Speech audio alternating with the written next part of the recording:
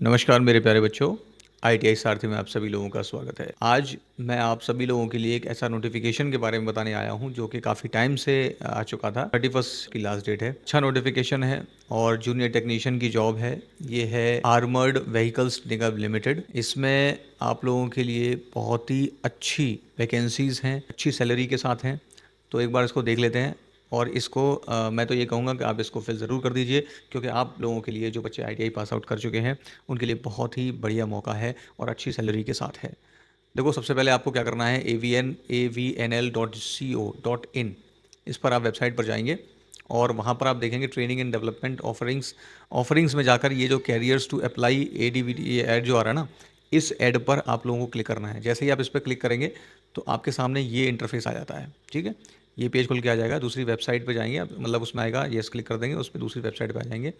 दूसरी वेबसाइट पे आने के बाद में यहाँ पर आप देख सकते हैं एडवर्टाइजमेंट चेक कर सकते हैं, डिक्लेरेशन चेक कर सकते हैं, अपना सिलेबस जो है वो देख सकते हैं। ठीक है, और रजिस्ट्रेशन आपको यहाँ से कर देना है। ठीक है, यहाँ से आप रजिस्ट्रेशन कर देंगे जो भी मतलब सिलेबस से रिलेटेड है। तो अभी मैं थोड़ी सी बात कर लेता हूँ इसके बारे में कि आप लोगों के लिए क्या क्या इसमें अवेलेबिलिटी है। तो देखो बेटा, ये आपके सामने इस तरीके से जो आपका दिया हुआ नोटिफिकेशन ये है।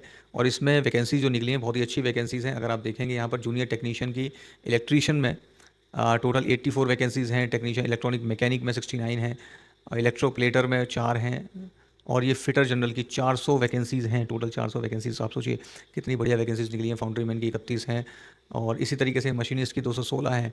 तो काफ़ी अच्छी इसमें अपॉर्चुनिटी है आप सभी लोगों के लिए। बढ़िया जॉब है और मुझे लगता है कि आपको इसमें अप्लाई ज़रूर करना चाहिए, क्योंकि ऐसी वैकेंसीज़ हर बार नहीं होती हैं। तो ये अच्छी अपॉर्चुनिटी आप लोगों के लिए है। ठीक है, तो इसका ज़रूर फ़ायदा उठाइए आप। सबसे बढ़िया आप ये देखो, फ़िटर वाला देखो, फ़िटर वाली कितनी अच्छी, कितने 400 वैकेंसीज़ हैं यार। ठीक है, अलग अलग जगह पर हैं। इसमें आप ऊपर देख सकते हैं हैवी व्हीकल्स फैक्ट्री अवधि तमिलनाडु में, ये HVF। यहाँ से एक्रोनिम जो है वो आप ऊपर से चेक कर लीजिएगा। ठीक है, तो यहाँ पर आपको पता लग जाएगा वैकेंसीज़ कहाँ कहाँ पर किस टाइप की वैकेंसीज आई हुई हैं। ठीक है, अब चलिए आगे बताता हूँ मैं आपको। यहाँ पर क्वालिटी एश्योरेंस असिस्टेंट की भी है और रिगर की है और वेल्डर की भी 56 वैकेंसीज़ आई हुई हैं। तो आप इन सब में अप्लाई ज़रूर कर सकते हैं। उसके बाद कुछ वैकेंसीज़ यहाँ नीचे दी हुई हैं, एग्जीक्यूटिव पोस्ट के लिए हैं। इनके लिए रिक्वायरमेंट जो है अलग अलग पोस्ट के लिए अलग रिक्वायरमेंट है, लेकिन बेसिकली इसमें ग्रेजुएशन मास्टर्स और BE BTech मांग रहा है।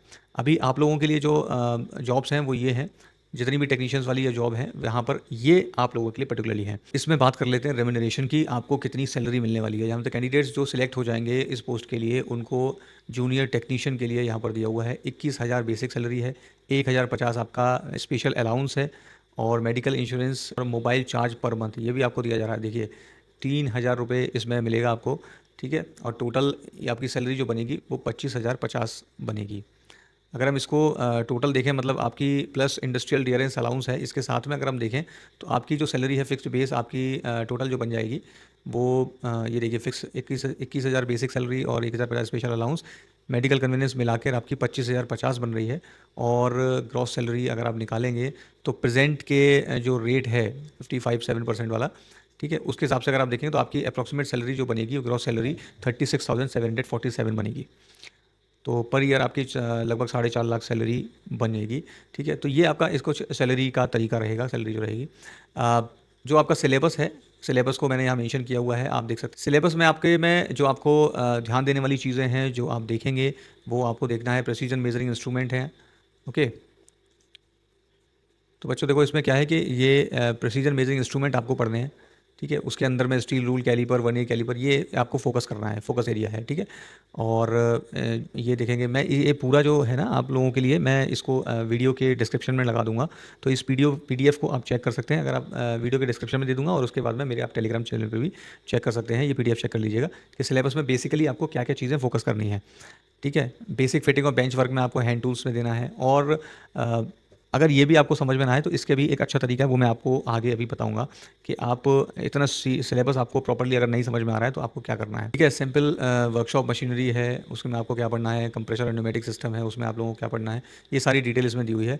इंजीनियरिंग ड्राइंग और मार्किंग ऑफ में क्या पढ़ना है आपको, मेटलर्जी और हीट ट्रीटमेंट में आपको कौन कौन से टॉपिक किस पे फोकस करना है, वो चीज़ यहाँ पर मेंशन कर दी हुई है। ठीक है, अब मैं जो बता रहा था आपको सेल्फ स्टडी अगर आप कर रहे हैं तो आपको कुछ नहीं करना है, नीमी की फिटर ट्रेड थ्योरी के जो भारत स्किल्स पे आपको मिल जाएगा।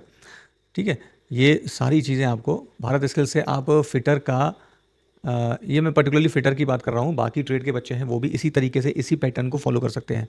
ठीक है, फिटर में अगर आप बात करूँ तो भारत स्किल से आप डाउनलोड कर लीजिए। अगर बाकी ट्रेड्स हैं उनका भी सिलेबस कुल मिला के ये है कि आपको ज़्यादा डिटेल में और बहुत ज़्यादा मतलब कई कई सारे रिसोर्सेज से पढ़ने की ज़रूरत नहीं है। आप सिंपल और सिंपल क्या करेंगे, आप भारत स्किल्स पे जाएंगे, भारत स्किल से अपना जो भी आपका सब्जेक्ट है, मशीनिस्ट है तो मशीनिस्ट वाली सबका, वहाँ से जो क्वेश्चन बैंक है और ट्रेड थ्योरी है उसको आप डाउनलोड कर लेंगे। और वैसे तो आपने काफ़ी कुछ कर रखा होगा क्योंकि आपने जब आईटीआई कर लिया है तो बहुत सारी चीज़ें आपकी कवर होंगी। वहाँ से आपको क्वेश्चन बुकलेट और जो थ्योरी की बुक है वो डाउनलोड कर लीजिए। और ठीक है, वो आपको ट्रेड थ्योरी पढ़ लेनी है, फाउंडेशन नॉलेज आपकी वहाँ से हो जाएगी। ठीक है, ये और डॉक्टर बलबीर सिंह की फिटर ट्रेड थ्योरी जो आती है वो प्रैक्टिकल टिप्स भी हैं उसमें, वर्कशॉप मैथमेटिक्स और ये सब चीज़ें आपको डिटेल मिल जाएगी। बलबीर सिंह बहुत ही अच्छी बुक है, यहाँ से आप थ्योरी का पोर्शन देख सकते हैं। और सबसे ज़्यादा ज़रूरी जो है वो ये वाला पॉइंट है, सबसे ज़्यादा इंपॉर्टेंट ये हो जाता है, यूथ कंपटीशन टाइम्स की फिटर ट्रेड की चैप्टर वाइज सॉल्व पेपर्स हैं, इसको आप ले लो, आपका काम हो जाएगा। ठीक है, अगर ये किसी कारणवश आप नहीं कर पा रहे हैं तो कम से कम इसको तो आप कर ही लीजिए। ये एमसीक्यूज़ हैं, इसमें प्रैक्टिकल ट्रेड्स है, सिनेरियोज आप समझ पाएंगे, ये आप ज़रूर कर लेना है आपको। अगर ऊपर के 2 पॉइंट आप नहीं कर पा रहे हैं तो आपको ये तो ज़रूर कर लेना है, इसको आप कर लेंगे 100%।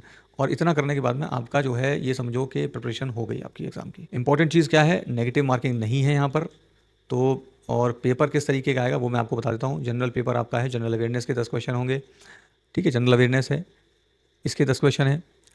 जनरल इंग्लिश के 10 क्वेश्चन है, क्वांटिटेटिव एप्टीट्यूड के 10 क्वेश्चन है, रीजनिंग एबिलिटी के 10 क्वेश्चन है और कंप्यूटर एप्टीट्यूड के 10 मार्क्स हैं। 50 मार्क्स का तो आपका ये हो जाएगा। ठीक है, उसके बाद क्योंकि अब टेक्निकल एग्जाम है, आप जूनियर टेक्नीशियन का एग्जाम देने जा रहे हैं तो ये तो नॉन टेक्निकल का ऊपर का हो गया। अब टेक्निकल के क्वेश्चन आएंगे, पार्ट भी आपका 50 क्वेश्चन रहेंगे, वो टेक्निकल क्वेश्चन रहेंगे। देखिए इसमें साफ साफ दिया हुआ है कि एनसीवीटी सिलेबस रिलेवेंट ट्रेड से ही आने वाला है। ठीक है, और इसका मतलब साफ साफ कर दिया उन्होंने कि भारत स्किल्स पे जो भी दिया हुआ है उसमें से पढ़ लीजिए। क्वेश्चन बैंक आप चाहें तो क्वेश्चन बैंक देख सकते हैं, ये ज़रूर पढ़ लीजिएगा वहाँ से। और जो YCT आपको मैंने बताया, यूथ कंपटीशन टाइम, इसके क्वेश्चन देख लीजिए। अगर थ्योरी आप किसी वजह से नहीं कर पा रहे हैं, बार बार मैं आपसे कह रहा हूँ, अगर आप थ्योरी किसी वजह से नहीं कर पा रहे हैं तो कम से कम ये जो क्वेश्चन आंसर्स हैं उनको तो सॉल्व अवश्य कर लीजिएगा, इससे आपके पूरे मार्क्स बन जाएंगे। ठीक है, उसके बाद जब आप यहाँ क्वालिफाई कर लेंगे तो आपका ट्रेड टेस्ट होगा। ट्रेड टेस्ट में जो एनेक्चर दिया हुआ है ये आपका सिलेबस उसका दे दिया हुआ है।